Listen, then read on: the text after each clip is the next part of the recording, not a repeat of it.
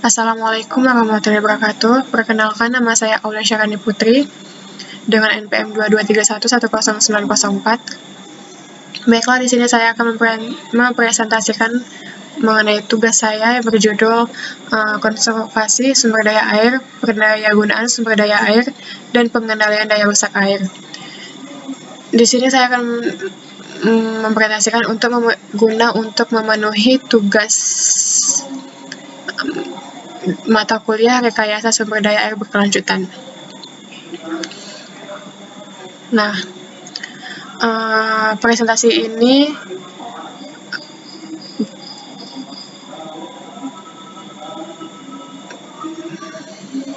akan saya mulai. Nah, konservasi sumber daya air. Konservasi sumber daya air merupakan upaya memelihara keberadaan serta keberlanjutan keadaan, sifat, dan fungsi sumber daya air agar senantiasa tersedia dalam kuantitas dan kualitas yang memadai untuk memenuhi kebutuhan makhluk hidup, baik pada waktu sekarang maupun yang akan datang.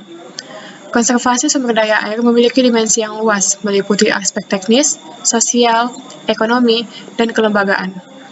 Konservasi tidak hanya sekedar menjaga keberadaan air secara fisik, tapi juga melibatkan pengelolaan lahan, vegetasi, dan aktivitas manusia di sekitar sumber air.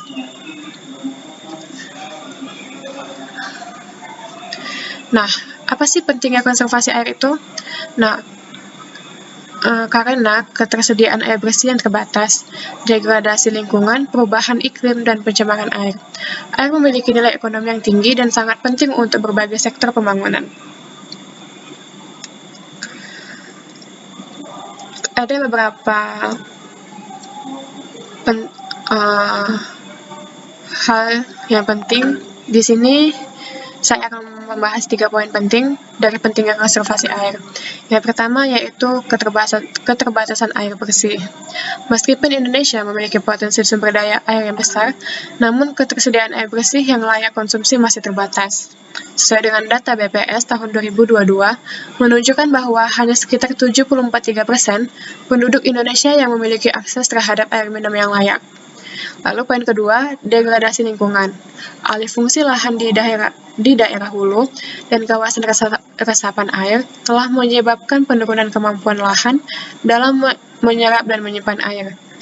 Penelitian Mulyanto dan kawan-kawan di DAS Citarum menunjukkan bahwa dalam kurun waktu 2000 hingga 2019 terjadi penurunan luas hutan sebesar 15,2%.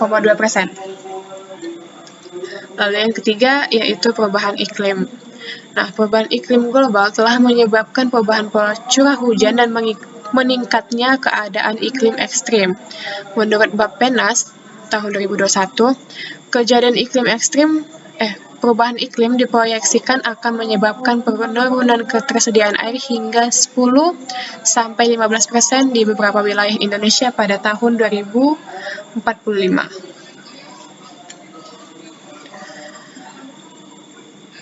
Nah, metode konservasi sumber daya air.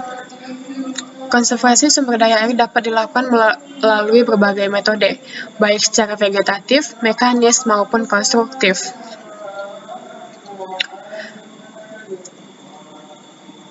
Nah, secara vegetatif kita dapat melakukan dengan melakukan penghijauan dan reboisasi, yaitu penanaman kembali hutan yang telah rusak, dan penghijauan lahan kritis dapat meningkatkan infiltrasi air dan mengurangi erosi. Lalu ada agroforestry, yaitu kombinasi tanaman kehutanan dengan tanaman pertanian dalam satu lahan dapat meningkatkan produktivitas lahan sekaligus menjaga fungsi hidrologis. Lalu ada beberapa hal lainnya yaitu strip cropping, cover crop. Yang kedua itu metode secara mekanis, yaitu yang ada pembuatan teras, yaitu contohnya seperti teras bangku, teras gulut, atau teras kredit dapat mengurangi kecepatan aliran permukaan dan meningkatkan infiltrasi. Lalu ada rorak dan parit buntu. Nah, ini merupakan pembuatan lubang atau parit yang berfungsi untuk menampung dan meresapkan air ke dalam tanah. Lalu ada sumber resapan, merupakan konstruksi sumur yang dibuat untuk menampung dan meresapkan air hujan ke dalam tanah. Dan terakhir itu biopori, merupakan lubang silindris vertikal ke dalam tanah yang diisi dengan sampah organik untuk meningkatkan biopori. Lalu yang ketiga ada metode konstruktif. Metode konstruktif ini meliputi embung, yaitu waduk berukuran kecil yang berfungsi untuk menampung air hujan dan aliran permukaan. Lalu ada dam pengendali, merupakan bangunan melintang sungai yang berfungsi untuk mengendalikan aliran sungai dan meningkatkan infiltrasi ke dalam tanah. Lalu ada yang lainnya itu cek dam dan kolam retensi. Nah, implementasi konservasi di Indonesia.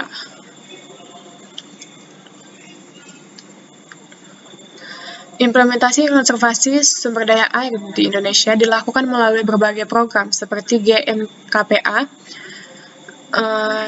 yaitu Gerakan Nasional Kemitraan Penyelamatan Air.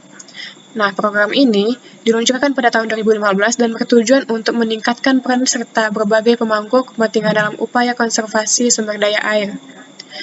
Lalu ada Citarum Harum. Nah, program ini merupakan program terpadu untuk memulihkan kualitas air sungai Citarum yang melibatkan 13 kementerian atau lembaga dan pemerintah daerah. Lalu ada program Gerakan Nasional Rehabilitasi Hutan dan Lahan atau GNRHL. Program ini merupakan rehabilitasi hutan dan lahan kritis melalui penanaman pohon dan konservasi tanah. Lalu kawasan lindung seperti hutan lindung juga berperan penting dalam konservasi air. Nah, apa sih tantangan konservasi sumber daya air di Indonesia? Tentunya dalam melakukan sebuah aktivitas ada tantangan dan ada tantangannya. Nah, di sini ada beberapa poin tantangan sumber daya air di Indonesia. Ada 6 poin, yaitu yang pertama ada koordinasi dan integrasi kebijakan. Ada alih fungsi lahan, keterbatasan pendanaan, rendahnya kesadaran masyarakat, lemahnya penegakan hukum, dan perubahan iklim.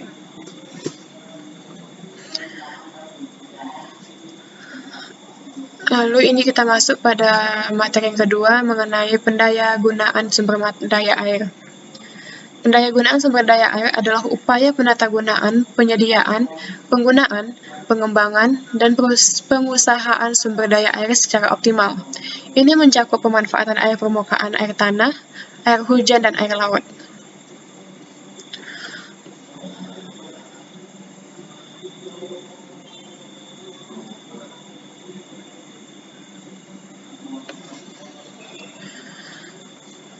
Nah, prinsip pendayagunaan sumber daya air. Ada 3 prinsip atau beberapa prinsip yang ada menurut penelitian dari Hartoyo dan Nugroho pada tahun 2020. Yaitu yang pertama ada prinsip kelestarian. Prinsip kelestarian ini merupakan pendayagunaan sumber daya air yang harus memperhatikan daya dukung sumber daya air dan kelestarian lingkungan hidup. Lalu ada prinsip keseimbangan. Prinsip keseimbangan ini harus ada keseimbangan antara upaya konservasi dan pendayagunaan sumber daya air. Lalu ada prinsip keadilan. Pendayagunaan sumber daya air harus memperhatikan asas keadilan dalam akses terhadap air untuk semua lapisan masyarakat. Lalu ada kemanfaatan umum. Nah, prinsip ini merupakan sumber daya air yang harus dimanfaatkan untuk sebesar-besarnya demi kemakmuran rakyat.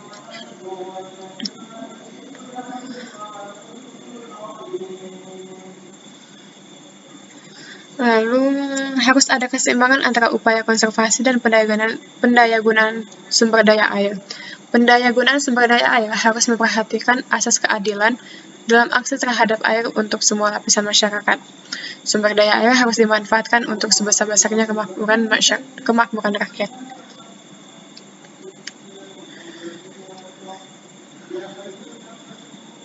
Pola pendayagunaan air ini meliputi pemenuhan kebutuhan air baku, irigasi, industri, PLTA, dan pariwisata. Lalu ada transportasi air dan perikanan. Sektor pertanian merupakan pengguna air terbesar di Indonesia. Secara garis besar di Indonesia 85% itu irigasi ya, penggunaan air terbesar di Indonesia, dan sekitar 7,2 M hektar luas jaringan irigasi di Indonesia. Pengendalian daya rusak air.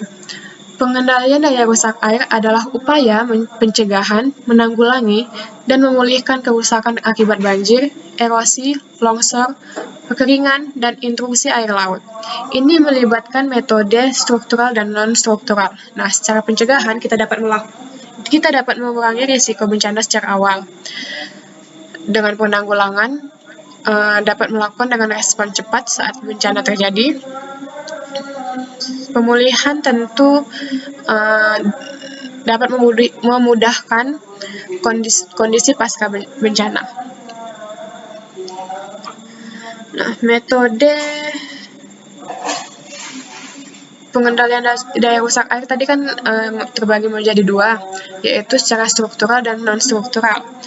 Nah, secara struktural itu dapat menggunakan dengan membangun sebuah bendungan atau waduk, tanggul sungai, polder, saluran diversi, cek dam atau sabodam, dan retarding basin. Sedangkan secara non-struktural, kita dapat membangun sebuah peringatan dini atau sistemnya, lalu pemetaan risiko bencana, pengelolaan das, pengendalian pemanfaatan ruang, penguatan kapasitas masyarakat dan asuransi bencana.